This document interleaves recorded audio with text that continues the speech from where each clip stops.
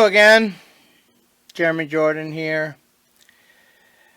Considering everything that's going on in our nation right now with the riots and protests and all that, I wanted to make a video going over my perception and what I think really needs to happen and what we really need to be focused on.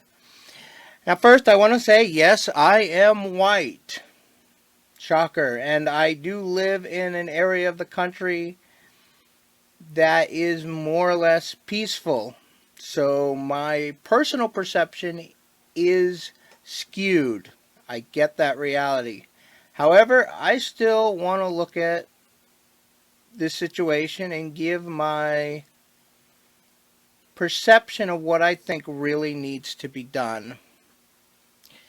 Now this started, obviously most of you know that, with the death, or I should say murder, of George Floyd by at least one asshat cop. And the other three look like they're going to be charged too. So we're looking at 4 police officers who murdered an innocent black man. That's the reality. And so we're looking at the issue of racism in the police force. Racist cops targeting black men. So that's what started this whole movement, the Black Lives Matter movement. But the thing is, what people need to understand is, yes, there are bad cops. There's bad apples in the police force.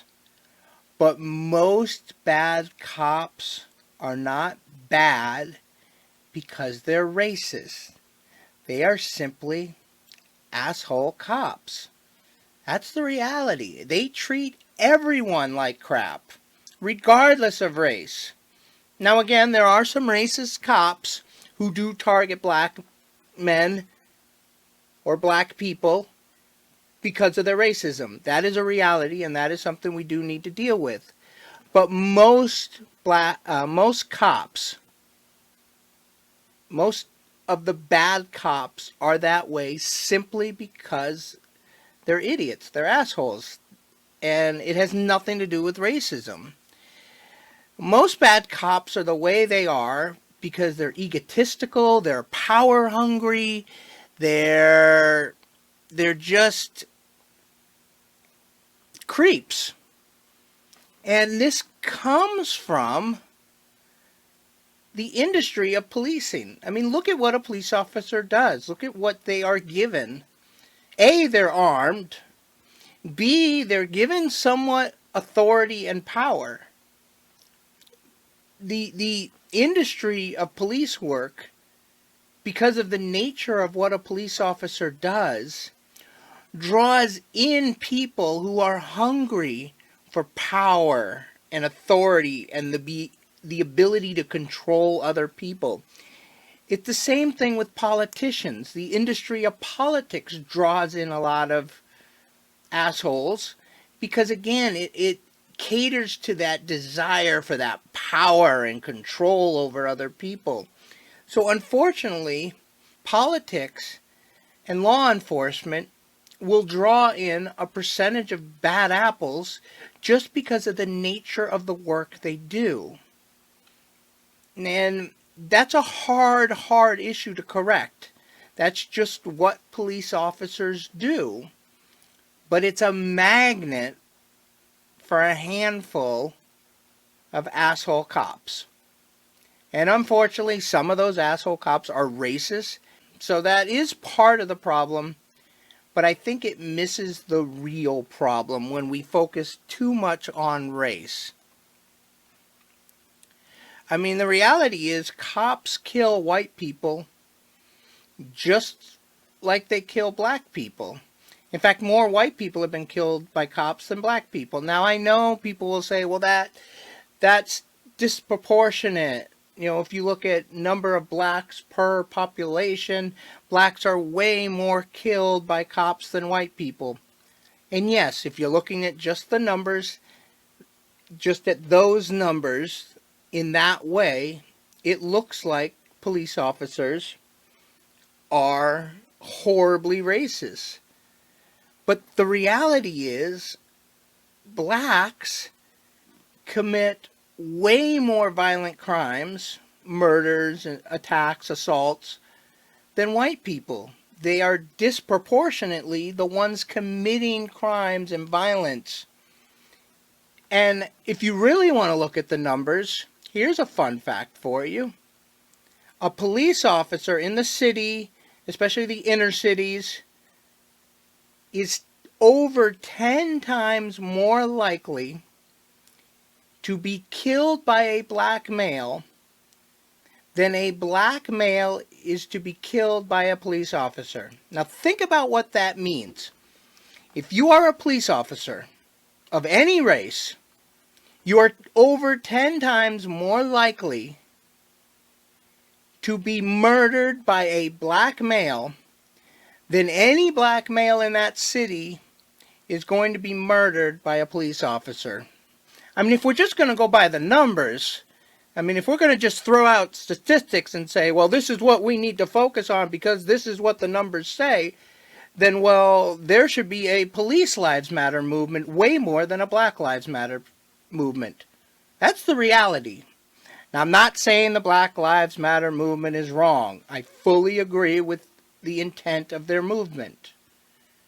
But if you go by the numbers, police officers are being way more hunted by black males than black males are being hunted by police. That's the reality.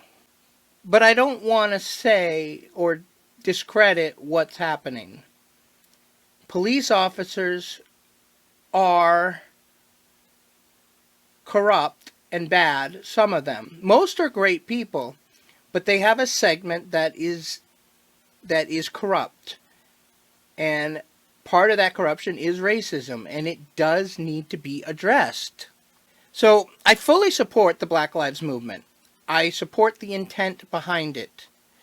The problem we are seeing is with the riots, the destruction, the violence, destruction of innocent people's property, businesses that have nothing to do with this issue, violence against people that have nothing to do with this issue. So we gotta look at this from every angle if we're going to solve this problem. And the riots have been infiltrated. They've been taken over by anarchists. Anarchists who hate America. They are using the movement for justice and a reform of the police to make things better for black people in society, which is an honorable and justifiable movement. But these anarchists have decided to use this movement for their own agenda, and that agenda is to destroy America. You have to understand that there is groups of people out there that want to see the end of America. They want to see the end of Western society. And they don't care at all about the murder of George Floyd. They don't care at all about racism or the problems and issues that blacks face in this nation. None of that really matters to them. Their focus is on destroying America and Western society. And they are using this movement by Black Lives Matter to further their agenda. Now these people, there's several groups. See, this movement, if we look at the movement that has risen from the murder of this innocent black man, if we look at the movement, there's three types of people in that movement. There are those that really care about the issue. They really are concerned that this black man was murdered by these cops. They are concerned that cops are getting away with murder, and they are. They are getting away with murder all the time, and I will get into that. But they are concerned about making things better for the black community and the dynamics between police and the black community. Now that's one side of this movement, if you will. The other side, again, is these people that have infiltrated it and are using it to further their own agenda, who don't give a crap about what these people think over here. Okay? These people don't care about the Black Lives Matter movement. They care about the destruction of our nation. Do you understand that? That's their focus. These are communists. These are Marxists. These are general anarchists. This is Antifa. That is what that movement has turned into. Antifa is not anti-fascist, which is what they want you to believe. They are anti-America. They are filled with communists and Marxists and other groups of people that want to see the destruction of Western society. That's their goal. You need to understand that. Now, in the middle, you have a third group of people. You have people that support the Black Lives Matter movement. They want to see justice. They want to see reform. They want to see things change. They want police officers to be held accountable. All things that are true and need to be addressed and focused on.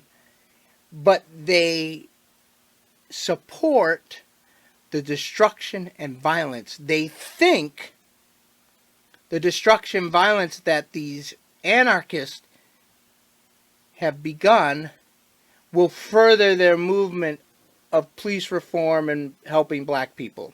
So they're kind of in the middle. They support the violence and destruction because they think it will help make things better. They think it will change things. But the reality is these people in the middle whose motivation is on this side, the Black Lives Matter movement, they're motivated by those issues, real issues. But they're in support of the tactics being used by these anarchists who hate America. Unfortunately, they're misguided. They think this violence and destruction will bring about change. So that's the third group in the middle. They're on this side for what they believe in, but they're using the tactics from this side. So you have three groups of people involved in this movement now. People who really want to see change, who are engaging in peaceful protests, which I 100% support. Peaceful protest is a constitutional right that every American should engage in. If there's a movement that you believe in, you should absolutely get involved, protest if you want, fully support that. Again, the problem is the anarchists on the other side that don't care about your movement, who just want to destroy this country. And then we have the people in the middle who are like, in support of this, but let's use these tactics. I don't agree with them either. I agree with their motivations. I don't agree with their tactics. And the anarchists, I'm completely against, and we need to eradicate the anarchists who hate this nation as quickly and swiftly as possible. We need to eradicate the anarchists, but at the same time support the movement, which is not easy because all three groups are intertwined and intermixed together. They're all intermixed, so it's a very difficult issue to weed out the anarchist without destroying the Black Lives Matter movement. And that's what we're wrestling with right now. Do you bring in the military? How much force do you use against them? How do you separate out the peaceful protesters from the violent domestic terrorists creating havoc in our nation? That's not an easy question to answer, and that's what we're dealing with. One of the main problems is police forces are horrible at policing themselves. Absolutely horrible at policing themselves. And this stems from the idea that they should all be treated equal and all police should be protected equally. This is the main idea that is destroying the police force. Is this idea that all police officers should be protected equally. And this is a union idea. Now, I'm not anti-union, but I was in a union for 2 decades. And one of my biggest pet peeves with unions is this outdated idea of protecting and treating everyone equal. Where I worked, we had the people that excelled, who were amazing workers, people that were your average workers, and then people that were your crap workers. I myself fell in the average. I wouldn't have called myself one of the top performers where I worked when I worked in a union. Mainly just because the job wasn't that exciting to me. It didn't stimulate me the way it, in order for me to excel. And that's okay. But when it came time for layoffs, the people at the top were just as easily fired or laid off as the people in the middle or at the bottom. None of the performance mattered. The only thing that saved your job or caused you to be laid off was time served, seniority. Seniority based on how long you've been with the company. It is an outdated idea. It is a horrible, horrible practice. No company should ever utilize this concept. And unions continuously support and preserve this outdated idea. And police officers, police forces use this same idea. That, okay, we have some great police officers, we have average police officers, and we have the corrupt asshole police officers. Well, they got to all be treated equal. No, they don't have to be treated equal, and that's your biggest mistake. If any police officers are listening to this right now, the biggest mistake your industry, if you will, makes is doing this idea of treating police officers the same. You need to self-regulate. And this is what the Black Lives Matter movement really should be focused on. Police officers and police as a whole do a horrible job of self-regulating. They do a horrible job of weeding out those bad apples because they don't want to look at them as bad apples. Police forces want to look at all police officers as being great people. No, police are great people. And that's true for most of them. That's absolutely true for the vast majority of police officers. But you guys do a horrendous job of holding the bad apples accountable. You do a horrible job of addressing the issue of these asshole cops. You do a horrible job of addressing racism in your own ranks. And this is what fuels the anger and the hatred that is causing this Black Lives Matter movement. Is because police do not regulate themselves. Now, we have a whole group of people that are supposed to do this. We have internal affairs. This is the whole job of internal affairs, is to hold police accountable. Well, guess what? Internal affairs, you guys suck at your job. Internal affairs is a colossal failure. Internal affairs has become massively corrupt. They are the court system, police system, and internal affairs are like this. They're a good old boys network now. And they all work together, you know, police and judges and internal affairs. I mean, there's good people in internal affairs. Don't get me wrong. There are people in internal affairs who are doing their job and trying to hold police accountable. But overall, internal affairs is a corrupt organization that has absolutely failed at their mission. You know, the Black Lives Matter movement, if they really want to see the change that they're fighting for, we need to fix internal affairs. We need a group that actually polices the police correctly. And they don't. That's a colossal failure on our society. And that's where the focus should be.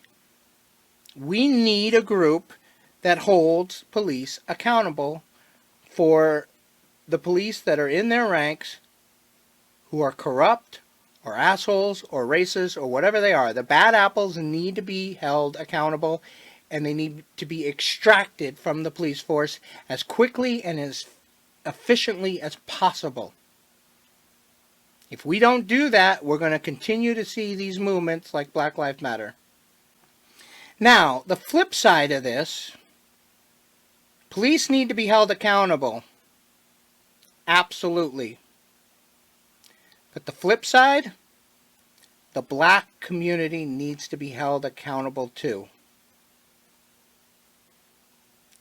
That's the other half of this equation that the Black Lives Matter movement seems to want to ignore. Police are guilty of ignoring their bad apples. Absolutely. And that needs to be addressed, as I just said. But the black community doesn't hold themselves accountable. And that's the other half that needs to be addressed. I mean, we just look at the numbers again. Blacks are killing blacks way more than police officers. Violence, crime, it's committed by black people more often than whites or cops. That's the reality. And the problem is, blacks hold themselves back.